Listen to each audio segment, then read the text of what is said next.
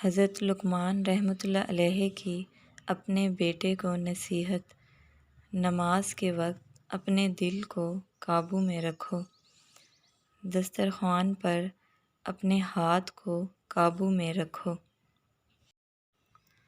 حضرت لقمان رحمۃ اللہ علیہ کی اپنے بیٹے کو نصیحت: کسی کے گھر میں جا کر اپنی آنکھوں کو قابو میں رکھو۔ حضرت لقمان رحمۃ اللہ علیہ کی اپنے بیٹے کو نصیحت: اپنی نیکیاں اور دوسروں کی برائیاں بھلا دو۔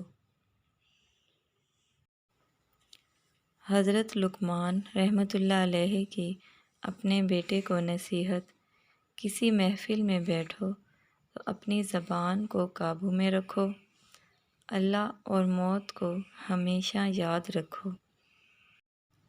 جس طرح لیموں کی ایک بوند ہزاروں لیٹر دودھ کو برباد کر دیتی ہے، اسی طرح انسان کی انا بھی اچھے سے اچھے رشتے کو برباد کر دیتی ہے۔